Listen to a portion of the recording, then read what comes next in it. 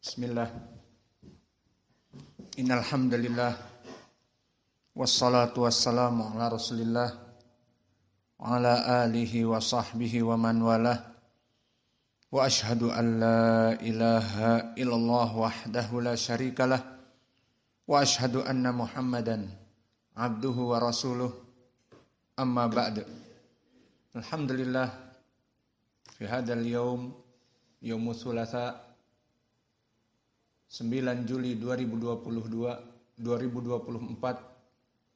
bertepatan dengan hari ketiga dari bulan Dzulhijjah 1445 Hijriah. Kita lanjutkan kajian di Fakultas Ilmil Hadis dan Ilmil Aqidah dan Tauhid dari kitab Sahih Al-Bukhari, Kitabut Tauhid. Maka sebelum itu dipersilahkan kepada ikhwah untuk mentasmi al-matan. Barakallahu fikum.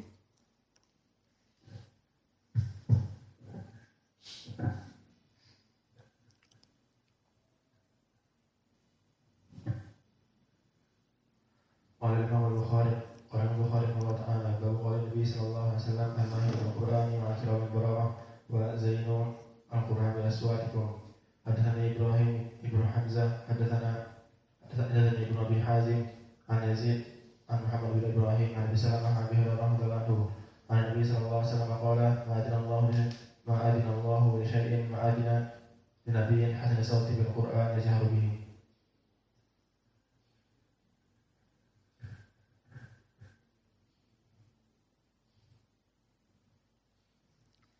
Bismillah. Qala Imam Al-Bukhari rahimahullah ta'ala hadatsana Ibrahim bin Hamzah hadatsana Ibrahim bin Hamzah hadatsana ibnu Hazim hadatsana ibnu Abi Hazim an Yazid an Muhammad bin Ibrahim an Abi Salamah an Abi Hurairah radhiyallahu anhu annahu sami'a Nabi sallallahu alaihi wasallam yaqulu ma adzina Allahu li syai'in ma adzina li nabiyyin yarfa'u hasana sawti yajharu bil Qur'ani.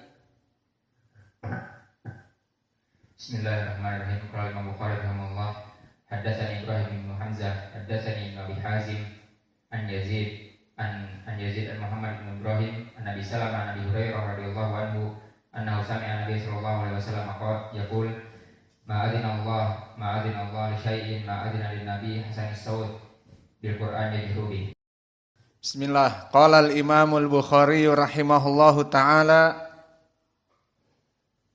haddatsana Yahya bin Bukair haddatsana Al-Laits an Yunus an Ibn Shihab akhbarani Urwah ibn Zubair wa Sa'id ibn al-Musayyib wa Alqamah ibn Waqqas wa Ubaidullah ibn Abdullah an hadithi Aisyah hina qala laha ahlul ifki ma qalu wa kullu haddatsani ta'ifatun minal hadis qalat fattaja'tu ala firashi wa ana hina idin a'lamu anni bari'atun wa anna Allaha yubarri'uni walakinni wallahi ma kuntu adunnu anna Allaha yunzilu fi sya'ni wahyan yutla wali sya'ni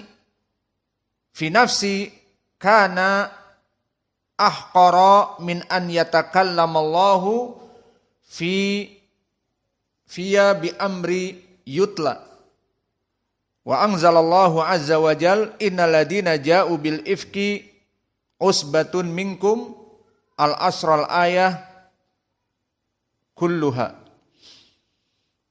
Maka hadis ini barakallahu fikum diriwayatkan oleh Imam Al-Bukhari dari Yahya ibnu Bukair. Daiman nahnu namur baina Yahya ibnu Bukair masmu abi. Ma'akum mikrofon wala yatakalam bi mikrofon. Masmu abi Abdullah bin Bukair. Yahya ibni Abdullah kul hakada. Laisa alatul Abdullah. Yahya ibnu Abdullah ibnu Bukair.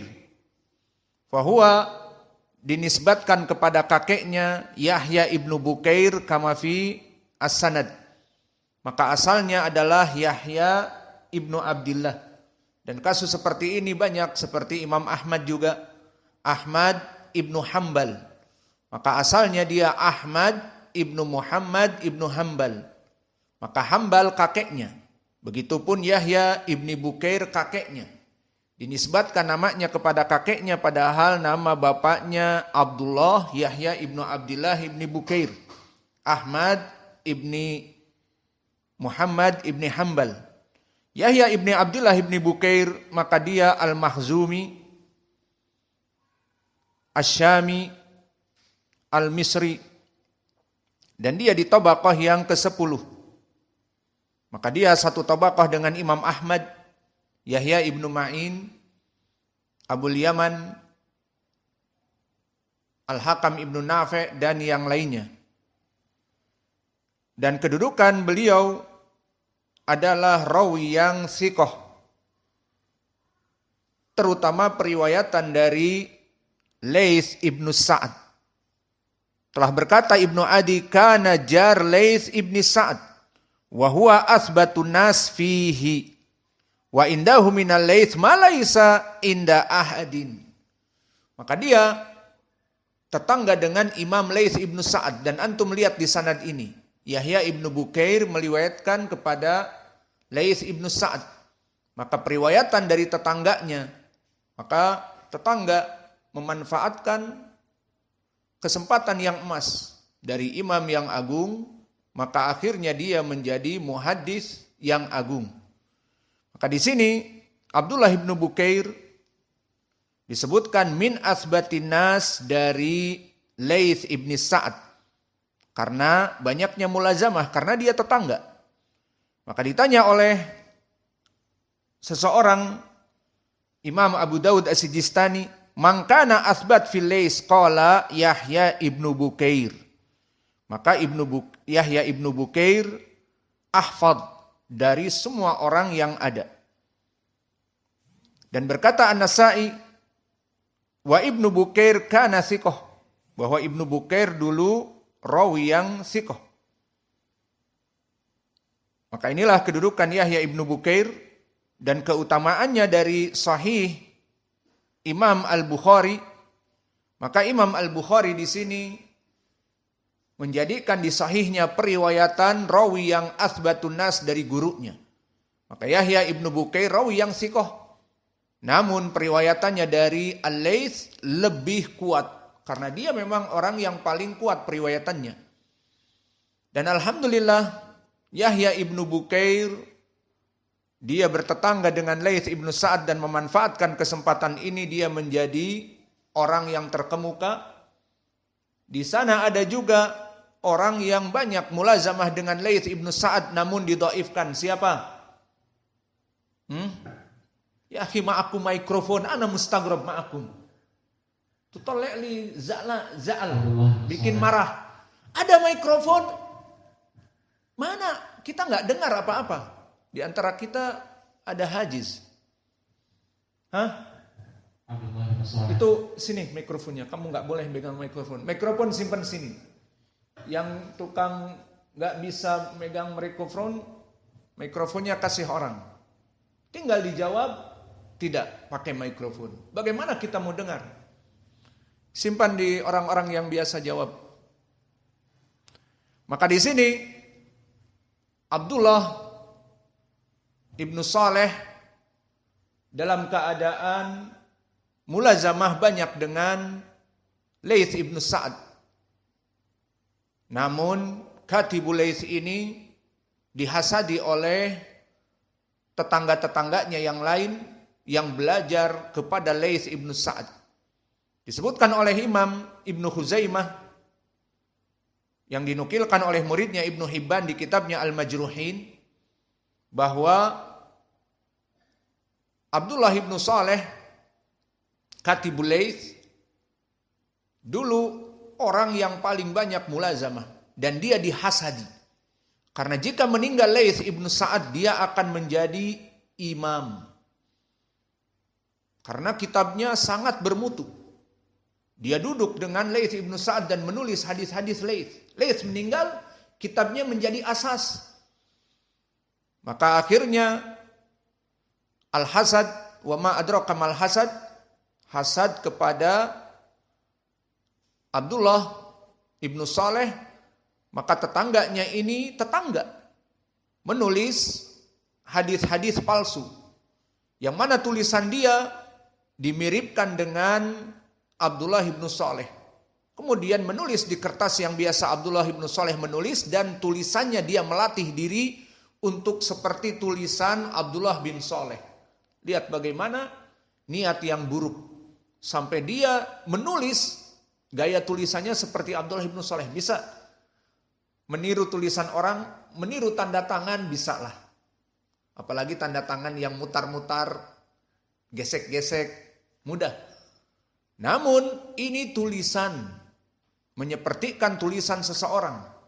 Maka itulah tetangga yang yang hasad, dia menulis hadis-hadis, kemudian melemparkan ke rumah Abdullah ibnu Saleh karena tetangga, dan zaman dulu tetangga ya tentunya mungkin rumahnya ada celah-celah atau bisa dilemparkan ke pelatarannya dan sebagainya. Maka di saat masuk ke rumah Ali ataupun Abdullah ibnu Saleh ini mendapati kertas-kertas ataupun apa yang dulu ditulis pada zaman itu, kok ini tulisan saya? Didapati tercecer. Dia kira itu hadis-hadisnya. Dia kira itu kertas-kertas yang tercecer dari kumpulan bukunya. Akhirnya dia masukkan. Di sini menjadi poin di pelajaran mustalah hadis. Kenapa sebab rawi didhaifkan? Pertama, bisa jadi hafalannya rusak dan itu kebanyakan. Kedua, bisa jadi dia cerdas, hafalannya diterima, namun tidak menjaga kitabnya. Dan contoh seperti ini, seperti Abdullah ibnu Lahiyah, dia hafalannya rusak, layinul hadis, apalagi terbakar maktabahnya. Kitab-kitabnya terbakar, tidak bisa murojaah, didhaifkan. Dan begitupun Katibul Laits, Abdullah ibnu Saleh, dia memasukkan hadis-hadis karangan dari tetangganya yang jahat, tentunya mungkin hadatsana Laits, hadatsana fulan, orang-orang yang namanya asal dari kepalanya. Berkata Nabi, apa dia bilang? Tulis saja pokoknya apa saja. Maka didapati setelah itu Abdullah ibnu Saleh meriwayatkan hadis, didapati hadisnya aneh oleh para ulama yang mengetahui ilmu hadis. Kok disebutkan Laits meriwayatkan dari fulan? Siapa fulan? Seseorang diketahui gurunya seperti kita. Belajar dengan siapa dulu? Dulu belajar di Pondok Pesantren Jogja dengan Ja'far. Dulu kemudian sebelumnya di Tengaran, di Al-Irsyad. Terus dengan Ja'far, kemudian dengan Syekh Mukbil. Nah, di Yaman belajar dengan siapa saja? Disebutkan guru-gurunya. Syekh Abdullah Al-Mar'i, Syekh Abdurrahman Mar'i, Al-Hajuri, Abul Hasan, bla bla bla. Diketahui seseorang siapa gurunya. Maka Katibul Laits meriwayatkan an Laits. Kemudian yadkur asami lam yujad fil alam. Dari Laits dikarang hadatsana Abdurrazzaq ibnu fulan. Haula ya'rifun man hada Abdurrazzaq ibnu fulan. Ini aneh sanadnya. An fulan yang aneh juga namanya. Yang fulan an aneh dari Abu Hurairah, dari Aisyah, sahabat ma'ruf. Qala Rasulullah, lafadznya juga ganjil dan aneh. Maka akhirnya semua ulama merasakan ada keganjilan, maka terbagilah ulama menjadi dua bagian. Ulama ahlul hadis yang terang-terangan mencela dia sebagai pendusta. Karena aneh. Ini dusta ini. Dari siapa ini? Ucapan Nabi tidak seperti ini. Dan sanadnya aneh. Dan yang kedua, tidak mendustakan. Tetapi ada kesalahan. Dan ini yang insaf, dan ini yang benar, dan ini sebagai ucapan diantaranya yang insaf Ibnu Khuzaimah. Maka Ibnu Khuzaimah memeriksa, ternyata salahnya dia punya tetangga yang buruk, tetangga yang buruk ini yang membuat hadis-hadis palsu dan tetap disalahkan Abdullah bin Soleh Katibul Laits apa? Dia tidak menjaga kitabnya. Paham sekarang? Maka di ilmu mustalah hadis ada rawi yang didhaifkan dari hafalannya, dan yang kedua ada rawi yang didhaifkan hafalannya bisa jadi pas-pasan seperti Katibul Laits, pas-pasan ataupun thiqah, namun tidak menjaga apa yang diisi kitab, maka dia meriwayatkan dari Katibul Laits, ini meriwayatkan dari Laits yang salah. Contohnya seperti antum misalnya. Catatan-catatan antum tidak dijaga. Maka setelah antum menulis hadis, belajar dengan kita, kemudian cepat-cepat main bola, dilempar bukunya. Kemudian terkena hujan. Maka hujan itu akan menyatukan tulisan-tulisan.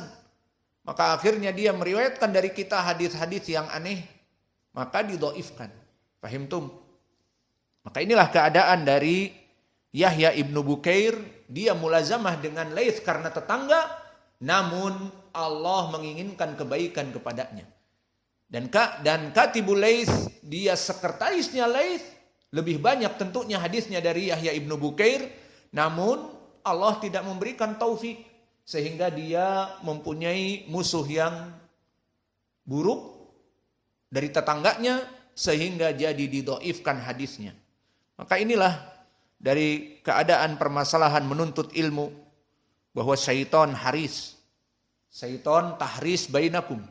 Syaitan itu membuat jeda di antara kita. Maka terjadi permusuhan tetangga, terjadi permusuhan sama penuntut ilmu. Itu pekerjaan syaitan di mana-mana seperti itu. Maka Laits ibnu Sa'ad sekarang hadatsana Laits, maka Laits ibnu Sa'ad ma'ruf.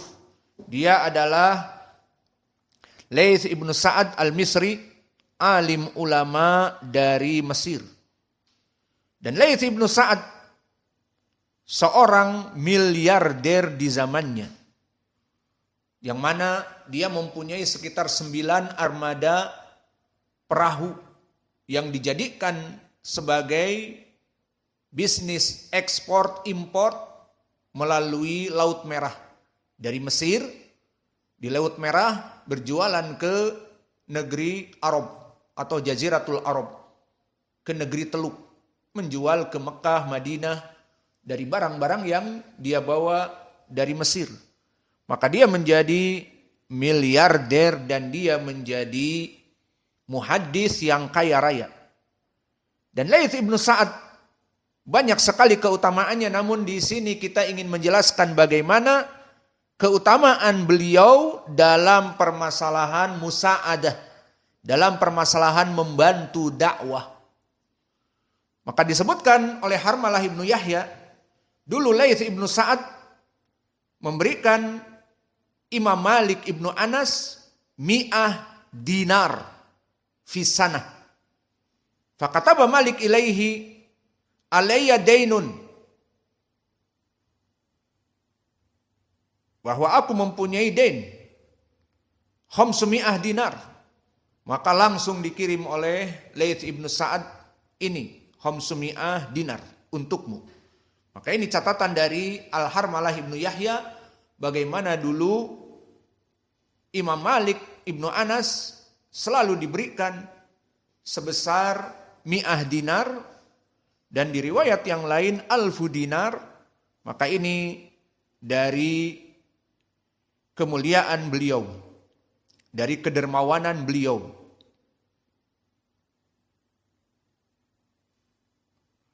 Dan begitu pun diriwayatkan oleh Yahya ibnu Bukair, muridnya ini, wasala ay ahda al-Laits ibni Sa'ad 3,000 dinar lama ihtaraqat dar ibni Lahiyah.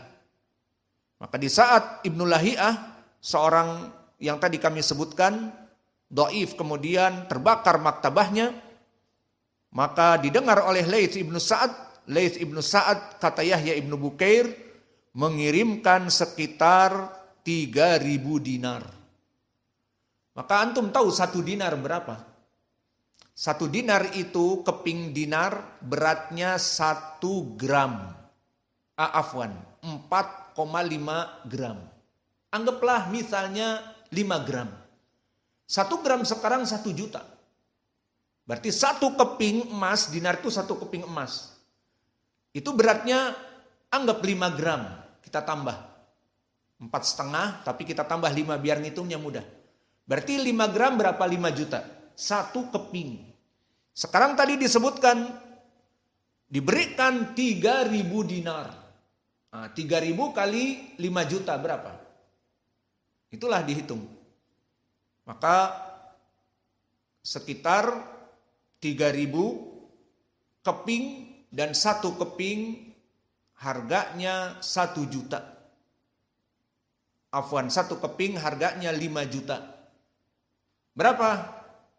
5 juta dikali 3.000.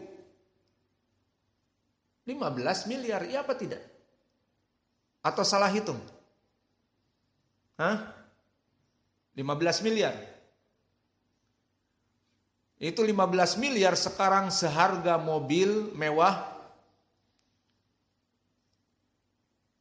dari Ferrari sekitar 12, 13. Kita tahu harga-harga mobil tapi belum pernah punya mobil.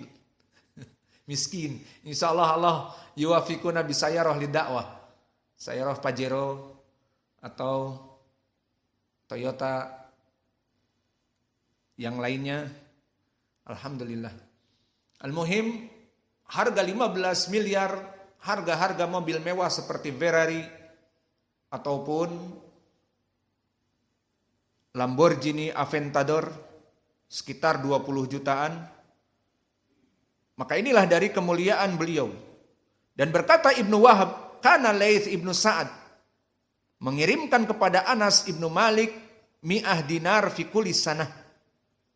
Ini pun datang dari Ibnu Wahab.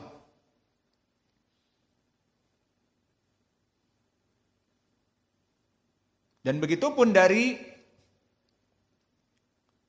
kedermawanan beliau, setiap tahunnya fi kulli sanah Laits Ibnu Sa'ad tidak pernah membayar zakah.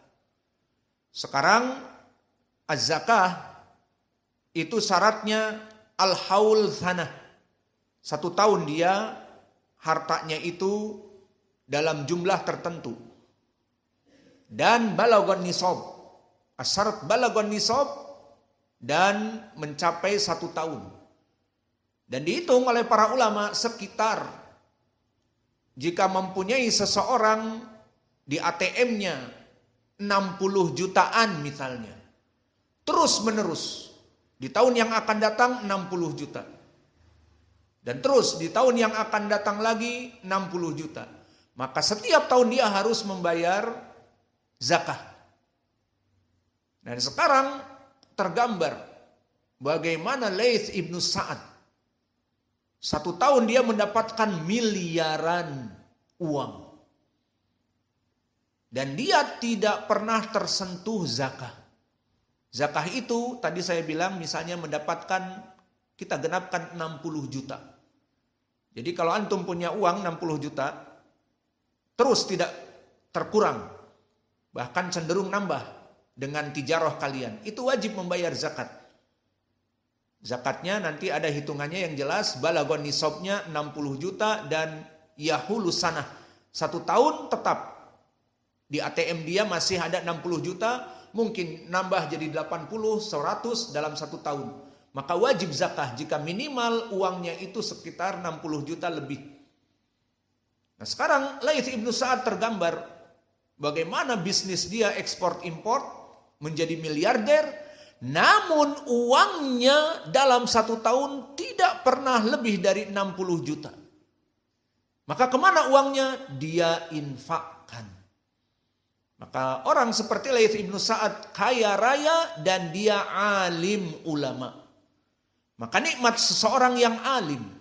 Seseorang yang alim jika mendapatkan uang oleh Allah, diberikan mudah uang, maka dia akan menginfakkan di jalan Allah. Terkumpul padanya ilmu dan harta. Maka hartanya dia infakkan. Pokoknya keluar. Tidak ada dia tabung di ATM-nya itu sampai melebihi misalnya 60 juta dalam setahun. Sehingga tidak terkena zakah. Paham ya? Maka ini bagaimana keadaan beliau. Dan ini dipuji oleh para ulama dari kedermawanan beliau. Maka beliau menginfakkan kepada Imam Malik yang dohir setiap tahun dan yang lainnya kepada dakwah. Dan dengan begitu beliau ini tidak disibukkan dan tertipu dirinya dengan harta sehingga meninggalkan untuk menuntut ilmu, meninggalkan majelis-majelis ilmu, terpukau dengan harta yang ada, tidak. Maka Lais ibnu Sa'ad disebutkan bahwa Imam Asy-Syafi'i mengatakan, dan dia muridnya dari Lais dan muridnya dari Imam Malik. Maka dikatakan Lais ibnu Sa'ad afqah min Malik. Lihat, Imam Malik dikatakan oleh Lais ibnu Sa'ad, ya Imam Malik, ijlis dari senas. Duduk kamu di masjid Nabi, ajari manusia. Seperti kita sekarang duduk mengajar. Anak nggak punya pekerjaan kecuali ngajar. Antum nggak lihat kan anak jualan, bahkan bisnis online pun nggak pernah. Alhasil anak nggak punya pekerjaan, bukan juga pekerja PNS. Maka seperti Imam Malik, dari senas, ajari manusia. Ana menginfakkan tiap tahun 1000 dinar. Di riwayat 100 dinar. Namun banyak yang meriwayatkan 100 dan juga 1000, yang jelas Lais ibnu Sa'ad menjadi yatakaffal baginya. Menjadi setiap tahun itu menginfakkan hartanya. Dan kadang-kadang Imam Malik mempunyai utang. Dia nulis ke Lais ibnu Sa'ad, ana punya utang seperti tadi dikatakan oleh Yahya ibnu Bukair dan yang lainnya. Aku punya utang 500 dinar. Tidak tanggung-tanggung 500 dinar. Yakni 500 dinar besar. Maka akhirnya dibayar. Dan seterusnya. Maka Imam Malik yang dia itu hanya duduk mengajar tanpa berpikir bisnis, seharusnya dia lebih baik dari segi ilmu fikih dan yang lainnya. Namun Imam Syafi'i duduk dengan Imam Lais yang sibuk, ada bisnis, ada tender, ngajar. Ada bisnis, ada tender, ngajar. Imam Syafi'i yang cerdas, bukan sembarangan. Dia menilai bahwa Lais afqah min Malik. Malik duduk mengajar murojaah kitab dan menghafal dan memberikan fatwa, dan Lais mengajar dan memberikan fatwa, namun dia tidak terfitnah dengan dunianya. Lihat, Allah jika menginginkan kepada seseorang diberikan rizki dengan mudah. Namun karena dia alim, mempunyai ilmu, maka dia tidak tertipu dengan dunianya. Maka dia terus mengajar dan murojaah. Dan akhirnya dia lebih faqih daripada Imam Ahmad yang dia biayai. Duduk ngajar saja, jangan jualan. Duduk ngajar di masjid. Dan dia yang berbisnis, Imam Syafi'i murid yang cerdas, bukan sembarangan, menilai bahwa Imam Lais afqah min Malik. Dan dikatakan oleh Imam Ahmad, Lais siqatun sabtun. Hafalannya hafalan imam, gunung yang sangat kuat. Dan disebutkan oleh Imam Asy-Syafi'i juga, walais ahya bisunnah min Malik. Maka ini pujian juga. Orang-orang yang mencintai sunnah, menghidupkan sunnah-sunnah yang dimatikan di zamannya, itu mempunyai keutamaan. Dan Imam Asy-Syafi'i melihat bahwa gurunya Lais ibnu Sa'ad di Mesir dulu dengan Imam Malik yang dia juga belajar di Madinah, ternyata Imam Lais ibnu Sa'ad menghidupkan sunnah-sunnah yang dimatikan lebih daripada Imam Malik. Maka di sini keutamaan yang besar menghidupkan sunnah. Maka Nabi mengatakan di hadis Irbad ibn Sariyah, alaikum bisunnati wa sunnatil khulafa ar-rasyidin al-mahdiyyin addu alaiha bin nawajid. Pegang teguhlah sunnahku dan sunnah para khulafa ar-rasyidin al-mahdiyyin, gigi dengan gigi geraham kalian. Maka menghidupkan sunnah keutamaannya sangat besar, dan ini pembahasannya sangat besar. Namun di sini kita memberikan beberapa saja apa dicintai oleh Allah seperti di Al-Quran. In kuntum tuhibbunallah fattabi'uni. Jika kalian ingin dicintai Allah, maka ikutilah aku, ikutilah sunnahku, hidupkan sunnah-sunnahku. Fattabi'uni yuhibbukumullah wa yaghfir lakum dzunubakum. Maka kalian akan dicintai Allah dan diampuni dosa-dosanya oleh Allah. Ini penghidup sunnah. Dan di hadis yang datang dari berbagai jalan dari Ibni Abbas, Ibnu Mas'ud, Abi Umamah dan yang lainnya bisa hasan li ghairi, berkata Nabi, sayati yauman al-amilu bisunnah kal qabid anil jamroh. Maka akan datang suatu hari ayamus sabr, di hari penuh kesabaran. Orang-orang yang berpegang teguh kepada agamanya bagaikan orang yang memegang batu bara, api. Jika dia pegang, terbakar tangannya. Jika dia lemparkan, dilepas, hilang agamanya. Dan itu pada zaman kita sekarang, di mana sunnah dimatikan. Dan orang yang menghidupkan sunnah seperti orang bercadar disebut ninja. Oh itu ninja. Mana Naruto? Kalau ada perempuan yang jalan sama suaminya, ini Naruto, ini Shippuden dan sebagainya misalnya. Kemudian yang berjenggot, terutama orang-orang Indonesia jenggotnya hanya di tengah, kayak embek yang kalian sembelih semalam. Iya, ada jenggotnya. Atau betina itu. Alhasil seperti itulah. Dan orang-orang yang mau sholat digulung, diejeknya, kebanjiran mas. Nggak ada banjir kok, digulung-gulung celananya. Mau sholat digulung. Maka di zaman now istihza kepada sunnah. Kita menghidupkan sunnah di sini, ada yang ngomong bid'ah. Disebarkan bahwa ini bid'ah di media sosial misalnya. Begitulah keadaan orang-orang yang menghidupkan sunnah.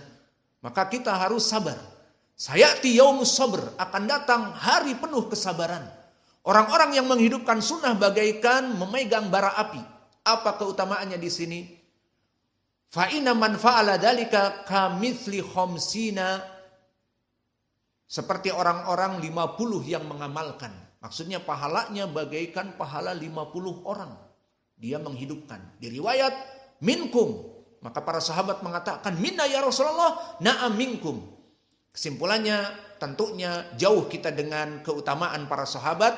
Namun cukup di sini maknanya disebutkan oleh para ulama. Orang yang menghidupkan sunnah yang dimatikan, dia diejek, dia dihina. Disebut masjidnya kotor karena menghidupkan sholat dengan sandal. Lihat antum Masya Allah. Bersih-bersih terus mengkilap. Tapi kita sholat dengan sandal.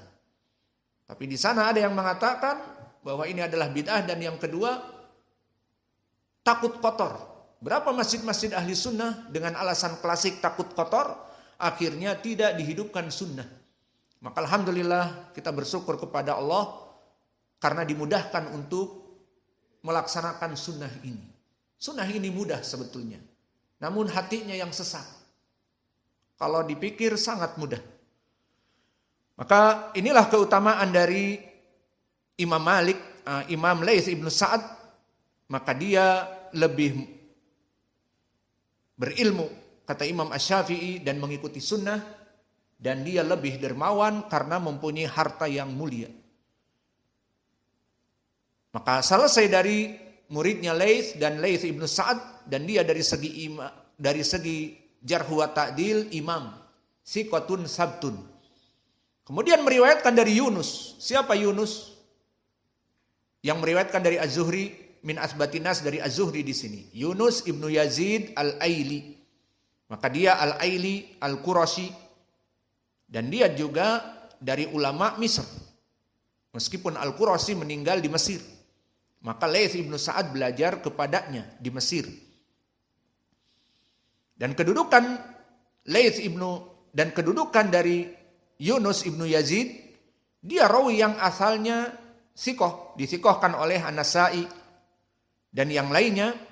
Namun disebutkan oleh para ulama min asbatin nas dari Az-Zuhri. Maka disebutkan oleh para ulama bahwa dia adalah wa min arwan nas ani Zuhri. Dia orang yang paling banyak periwayatannya dari Imam Az-Zuhri. Berkata Yahya ibnu Ma'in, thiqatun asbatun nas fi Zuhri wa a'lamun nas bi Zuhri. Dan berkata Ya'qub ibnu Syaibah, salihul hadits alimun bi hadits Az-Zuhri. Maka ini pujian-pujian bahwa dia sangat kuat periwayatannya dari Imam Az-Zuhri, menunjukkan dia di atas derajat thiqah. Dan Yunus ibnu Yazid al-Aili di sini di Tabaqah yang ke-7 dari Itba'ut Tabi'in meriwayatkan dari Imam Az-Zuhri sebagai tabi'i shagir di Tabaqah yang ke-4. Dan lihat di sini bagaimana keutamaan Imam Al-Bukhari di sanad ini. Imam Al-Bukhari meriwayatkan riwayat Yunus ani Zuhri di sahih ini. Maka lihat bagaimana keutamaan sahih Al-Bukhari. Tadi meriwayatkan Yahya ibnu Bukair yang meriwayatkan dari Laits ibnu Sa'ad, orang yang paling kuat karena tetangganya. Di sanad ini meriwayatkan Yahya ibni Abdullah bin Bukair dari Laits.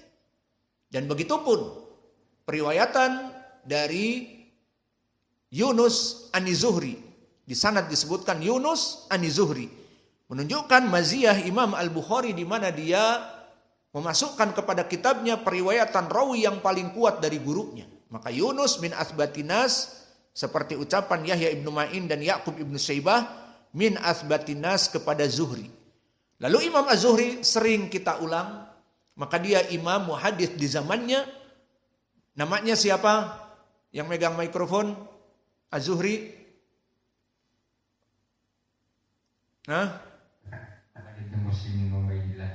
Muhammad ibnu Muslim ibnu Ubaidillah. Di sana ada Abu Zubair Mudallis. Siapa namanya?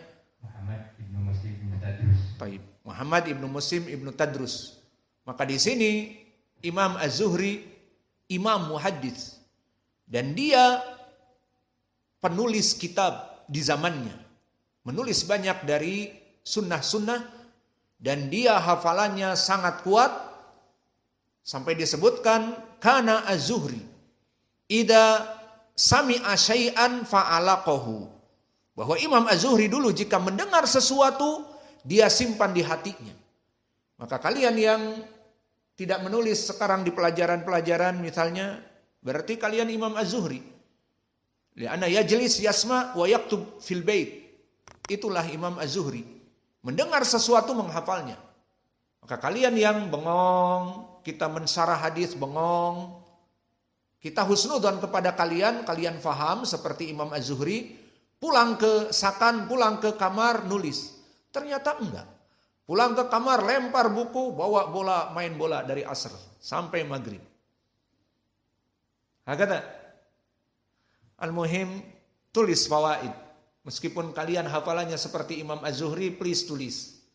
Dan syekh kami dulu sering mengulang-ulang, ya bunai, aina daftaruk? Wahai anakku, mana daftarmu? Ya syekh, fulan, aina daftaruk? Mana kitabmu? Mana daftar kamu? Penuntut ilmu harus mempunyai kolam, harus mempunyai kitab. Seperti nanti ini santri yang baru, tidak ada kitab Sahih Al-Bukhari, nanti difotokopikan. Dan pelajaran-pelajaran yang akan datang dari PDF yang ada, mau difotokopi.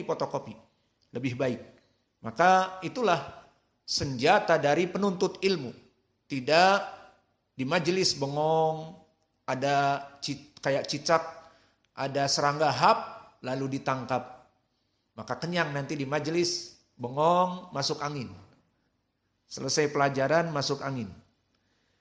Maka di sini, selesai dari Imam Az-Zuhri, dia seorang imam, dan ini resep bagi kita. Bagaimana Imam Az-Zuhri menjaga hafalannya dan dia tahu kalau dia itu kalau mendengar menghafal. Maka dia memakan makanan yang tidak kecut. Apa-apa yang kecut dijauhi. Maka ma'ruf dari ucapan dia yang pernah kita periksa di Yaman, pengen juga niru dia. Maka kita mencari dari sanad-sanad. Di antaranya ucapan Az-Zuhri bahwa dia mengatakan at-tufahu yurithu nisyan, bahwa apel itu yang kecut menyebabkan menjadi lupa. Maka apel ada yang kecut dan ada yang manis. Kalau yang kecut seperti apel yang hijau, ma'ruf, apel hijau, kecut. Atau apel Malang yang di Indonesia. Manisnya pun tidak begitu manis. Namun kebanyakan kecut. Maka ini dijauhi oleh Imam Az-Zuhri. Imam Az-Zuhri menjauhkan makanan-makanan yang menyebabkan dia hafalannya rusak. Lihat imam ini. Lalu apa? Wa yuhibbu al-asl wal halawa. Maka dia sangat menyenangi untuk makan makanan yang manis seperti madu dan yang lainnya. Maka inilah dari penjagaan imam dari hafalannya. Maka jika antum pengen hafalannya kuat, please jangan makan yang kecut-kecut dan mandi terus. Jangan mencium yang kecut-kecut dari ketiak kalian. Banyak mandi, paham? Banyak mencium kecut nanti hafalannya rusak. Apalagi yang menciumnya tetangganya, kasihan. Allahu Akbar, mengangkat tangan. Aduh, yang tadinya hafal Sahih Bukhari mau setoran gak jadi setoran. Karena kecut. Al-muhim, jauhi yang kecut-kecut. Para santri please mandi. Alhamdulillah Damas Raya mandi sehat, seger. Gak negeri yang dingin dan gak terlalu panas. Maka please mandi. Biar tidak membuat hafalan tetangga kalian hilang. Maka selesai dari Imam Az-Zuhri, maka sekarang kita berpaling kepada rawi yang lain. Akhbarani Urwah ibnu Zubair wa Sa'id ibnul Musayyib wa Alqamah ibnu Waqqas wa Ubaidillah ibni Abdillah an hadits Aisyah. Maka di sini lihat bagaimana Ibnu Syihab seorang alim, dia meriwayatkan dari guru-gurunya yang 4. Tidak hanya satu. Pertama Urwah ibnu Zubair. Maka dia adalah dengan Aisyah, bicara kepada Aisyah, memanggil Aisyah khalah. Berarti dia anak Asma dari saudari Aisyah. Anaknya Az-Zubair ibnu Awam, Urwah ibnu Zubair, bilang kepada Aisyah bibi. Dan meriwayatkan juga Ibnu Syihab dari Sa'id ibnu Musayyib, imam. Yang dilaqabi dengan sayyidnya para at-tabi'i. Dan Alqamah ibnu Waqqas, imam. Dan Ubaidillah ibni Abdillah, nah ini mungkin yang baru bagi antum. Maka Ubaidillah ibni Abdillah, maka dia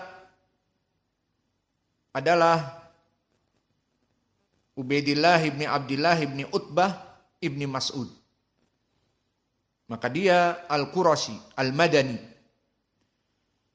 Dari ahli Madinah. Maka semuanya 4 ini meriwayatkan dari Aisyah. Maka Ubaidillah ibni Abdillah ibni Utbah ibni Mas'ud, rawi yang thiqah. Disikohkan oleh para ulama, bahkan berkata Abu Zur'ah Ar-Razi, thiqatun ma'munun imam.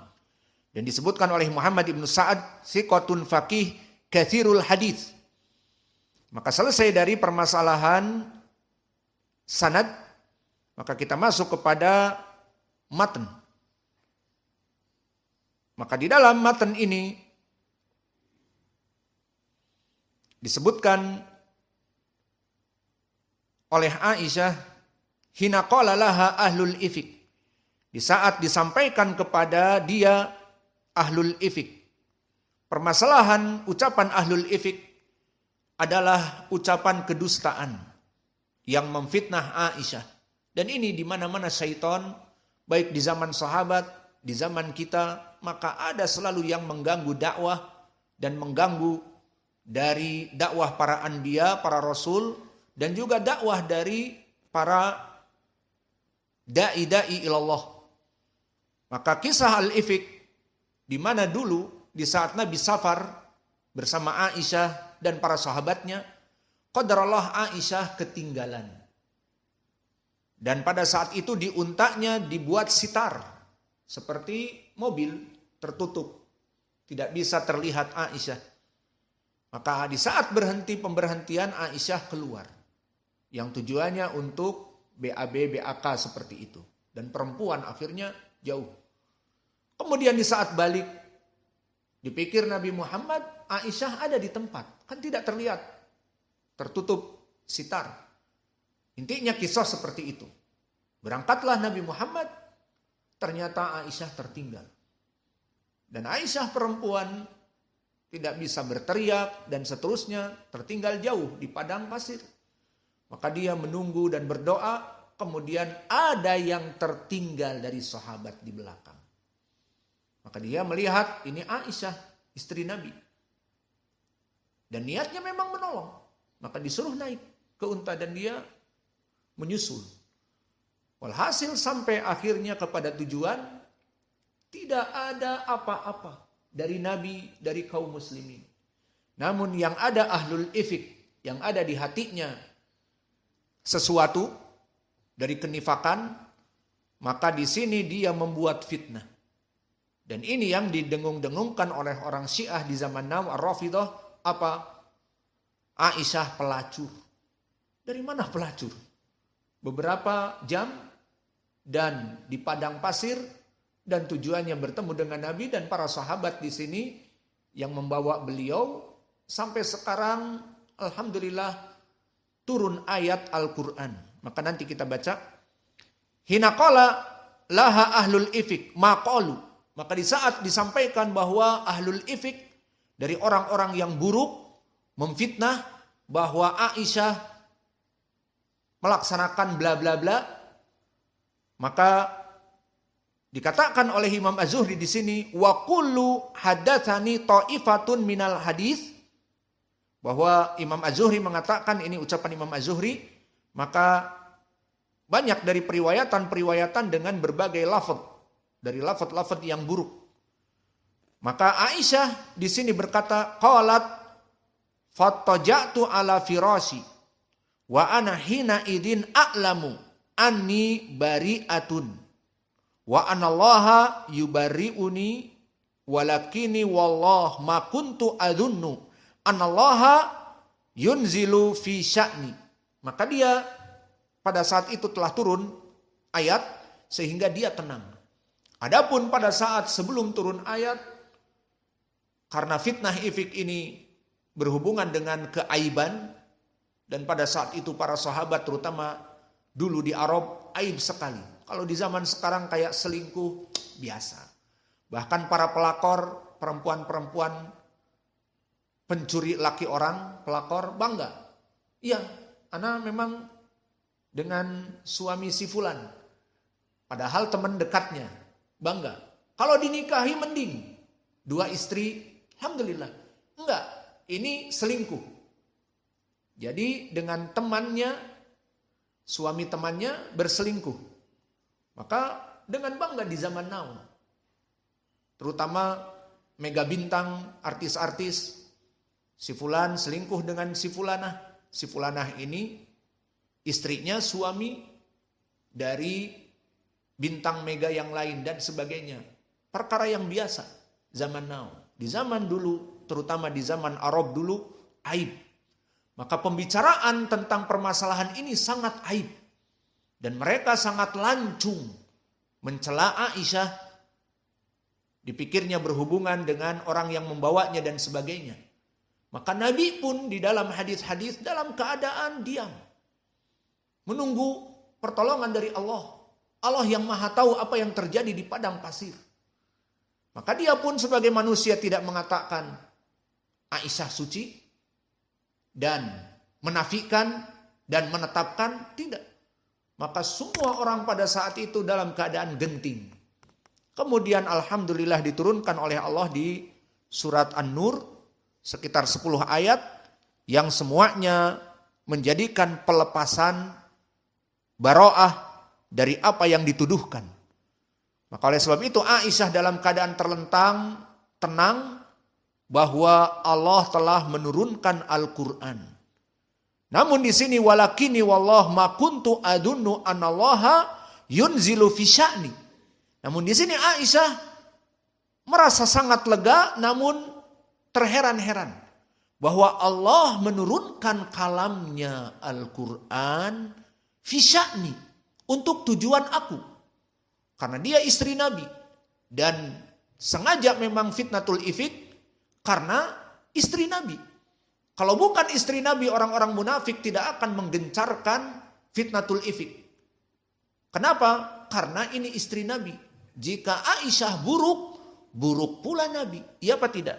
Dan intinya ingin menjatuhkan Nabi. Maka di sini Nabi berdoa kepada Allah dan diturunkan ayat suratul ifk ini. Maka fi sya'ni, bahwa Allah menurunkan Al-Quran untuk aku, wahyan yutla, wahyu yang dibaca sampai next generation, sampai zaman kita sekarang. Beda 1400 tahun yang lalu kejadian itu, kita membacanya. Dan nanti next generation setelah kita sampai hari kiamat akan membacanya. Maka ini perkara yang sangat agung. Wali sya'ni fi nafsi kana ahqara min an yatakallamallahu fiya bi amrin yutla. Maka aku menganggap diriku ini tidak pantas Allah menurunkan wahyu yutla yang dibaca seperti kita sekarang membacanya. Maka di sini bakia soal mana wajah pendalilan. Maka wajah pendalilan di sini barakallahu fikum di dalam ayat wallahi ma kuntu adunu anallaha yanzilu fi sya'ni wahyan yutla. Maka ini yang pertama, bahwa Allah menurunkan wahyu yang yutla, yang dibaca. Maka ucapan Allah, kalamullah, Al-Quran itu dibaca. Dan ini pembahasan kita di dalam bab ini, bahwa Al-Quran didendangkan dan dibaca. Maka ini Allah menurunkan kepadaku Al-Quran yutla dan dibaca.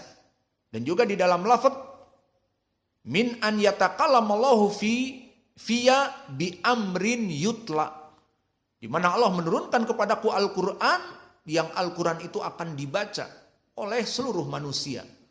Maka di sini kalamullah, Al-Quran itu dari surat Nur itu kalamullah. Namun apa yang dibaca dari tilawah manusia, maka ini tilawah af'alul ibad. Maka di sini tilawah ini yutla, ini yang dijadikan oleh Imam Al-Bukhari pendalilan bahwa Al-Quran diturunkan oleh Allah kepada Jibril dan kepada Nabi Muhammad, dan manusia yang membacanya dengan suara yang indah, maka suara manusia dari hasil perbuatan manusia, kullu af'alil ibad makhluk. Adapun Al-Qur'annya dari Allah. Maka mutabaqah dari tarjimah yang kita pelajari ini, kalimat bi amrin yutla, maknanya dengan suara yang dibaca oleh manusia dari Al-Quran.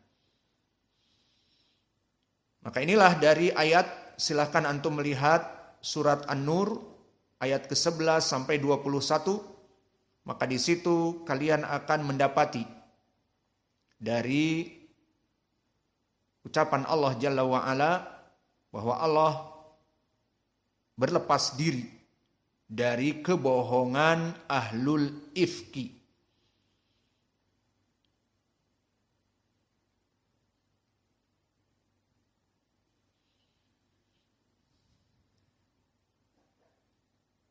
Sudah dapat disebutkan, a'udzu billahi minasyaitonir rajim, innal ladzina ja'u bil ifki usbatun minkum la tahsabuhu syarran lakum bal huwa khairun lakum likulli imri'in minhum maktasaba minal itsm walladzi tawalla kibrahu minhum lahu adzabun adzim. Sesungguhnya orang-orang yang membawa berita bohong al-ifk itu adalah dari golongan kamu juga, dari orang-orang yang hasad di antara kalian. Maka janganlah kamu kira bahwa berita bohong itu, ifki itu buruk bagi kamu, wahai Aisyah dan kaum muslimin dan Nabi yang merasakan dampaknya. Bahkan itu adalah kebaikan bagi kamu. Dari segi apa? Dari segi misalnya ghibah, maka dia akan diambil pahalanya seperti di hadis Muslim, seseorang yang datang di hari kiamat biujur seperti gunung. Kemudian disebutkan minal muflisin. Orang ini dari orang-orang yang merugi karena dulu dia menyebarkan berita palsu seperti ini dan disebar dan tersebar bahwa si fulan melaksanakan demikian, si fulan melaksanakan demikian. Di zaman sekarang lebih cepat lagi. Ditulis, dibaca oleh orang-orang di media sosial, di status WhatsApp-nya, bahwa di sini melaksanakan demikian dan demikian. Maka pahala besar bagi yang terdolimi. Maka di sini disebutkan di Al-Quran seperti itu. Jangan dikira kalian dalam keadaan buruk, bahkan kalian dalam keadaan baik, karena berita-berita bohong ini akan mendapatkan balasan dari Allah, diambil pahala-pahala mereka. Seperti di hadis Muslim, tahukah kalian siapa orang yang merugi? Datang di hari kiamat dengan gunung dari pahala. Faqala ya Rob syatamani fulan, ya Rob agtabani fulan, ya Rob dorobani fulan, dan seterusnya. Wahai Allah, orang ini mencela aku, orang ini menggibahi aku, orang ini berbicara di belakangku, menyebar di WhatsApp ucapan-ucapannya dan dibaca oleh orang lain di luar sana, maka diadukan kepada Allah, fakusima minal ujur, diambil pahala-pahalanya, diberikan kepada orang ini. Maka orang ini dulu sholat malam-malamnya, puasa di siangnya. Silahkan ya akhi, ini dulu aku menggibahi kamu. Itu makna dari ayat ini. Maka jangan dipikir ini adalah keburukan bagi kamu, bahkan ini adalah baik bagi kamu. Ini bagi orang yang dicela seperti Aisyah, dan termasuk Nabi dan Abu Bakar juga merasa sakit karena anak putrinya yang dicela. Namun Allah berbicara setelah itu kepada yang melaksanakan al-ifk, bahwa tiap-tiap dari mereka mendapatkan balasan dari dosa yang dikerjakannya. Dan siapa di antara mereka yang mengambil bagian dalam fitnah pendustaan ini lebih besar, maka dari adab yang lebih besar. Dikarenakan apa? Dikarenakan mereka su'udzon. Maka dikatakan laula id sami'tumuhu dhannal mu'minuna wal mu'minat bi anfusihim khairan wa qalu hada ifkun mubin. Maka kenapa dulu di saat mereka mendengar berita bohong ini, kaum mukminin dan mukminat tidak bersangka husnudzon kepada diri mereka, tetapi mereka malah mengatakan ini adalah suatu berita yang disampaikan, maka hada ifkun mubin, maka ini adalah berita bohong yang nyata. Ini Allah berlepas diri dari mereka. Dan diperintah, laula ja'u alaihi bi arba'ati syuhada, maka jika mereka tidak mendatangkan di saat mengatakan iya dan bilah Aisyah berzina misalnya, datangkan 4 saksi, dan itu hukum di dalam Islam. Harus mendatangkan 4 saksi. Maka jika tidak, lam ya'tu masalan bi syuhada, faulaika indallah humul kadhibun. Maka mereka itu di sisi Allah fa'idlam ya'tu bisyuhada, jika mereka tidak mendatangkan 4 saksi, maka mereka orang-orang yang berdusta di sisi Allah. Maka di ayat ini saja, sebelum sampai kepada ayat yang lain, dijelaskan bahwa mereka membawa berita dusta dan ditantang oleh Allah harus membawa 4 saksi. Mana saksinya kalau Aisyah berzina dengan sahabat yang membawanya? Mana? Tidak ada, berarti kalian berdusta. Dan ini dijadikan sebagai hukum tentang permasalahan orang-orang yang menuduh mukminat bahwa si fulan telah melaksanakan selingkuh dengan tetangganya dan telah melaksanakan koitus ataupun berhubungan badan seperti suami istri, Mana dalilnya? Jangan langsung disebar.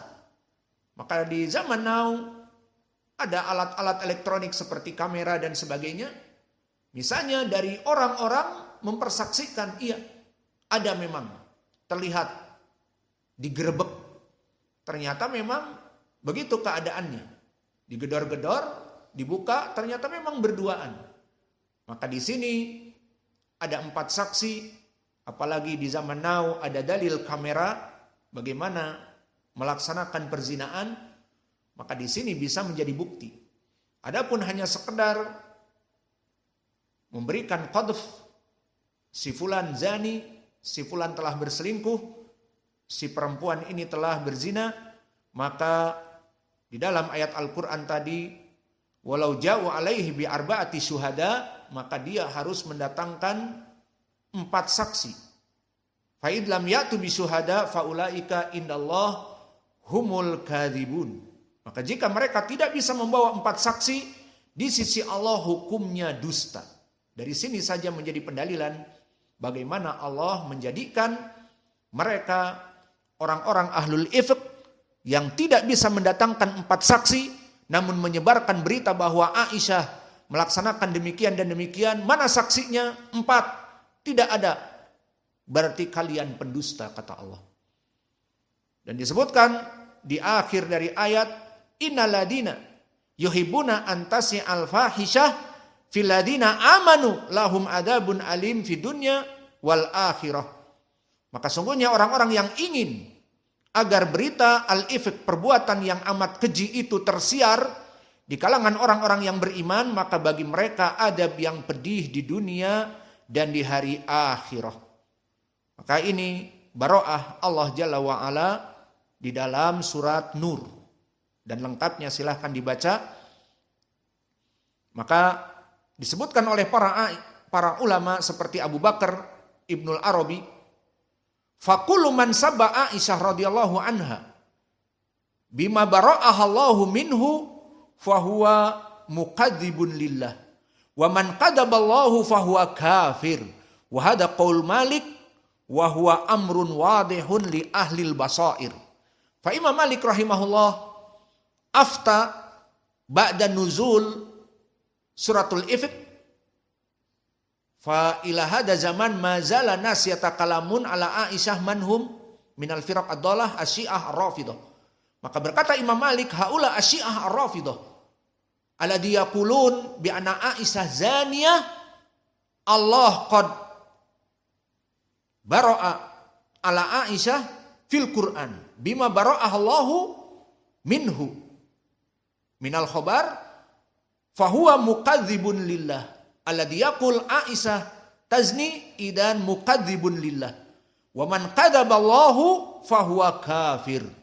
Idan Imam Malik rahimahullah masyhur bi kalamihi ba'da nuzulil Quran fi suratin Nur alladhi yaqul Aisyah tazni au zaniyah kama al-an yaquluna asyiah ar-rafidah kafir qad kadzaba Allah. Maka dia orang yang kafir, tidak sembarangan. Dan apa tujuannya mencela Aisyah? Allah telah mensucikan namanya. Allah telah menurunkan Al-Quran yang dibaca dari mulai dulu 1400 sampai zaman now, dan sampai hari kiamat kita tidak tahu kita akan hidup dan sampai kapan. Maka Al-Quran akan terus dibaca bagaimana Allah berlepas diri dari mereka. Maka barang siapa yang masih mengatakan seperti orang-orang Rafidah di zaman now, Aisyah pelacur, Aisyah pezina, telah kafir. Wa hada wadih min qaul Imam Malik rahimahullahu Malikan wa radhiyallahu anhum as-sahabah. Fa'ala hada qala al-qadi Abu Ya'la man qadafa Aisyah bima bara'ah Allah minhu kufrun bila khilaf. Maka barang siapa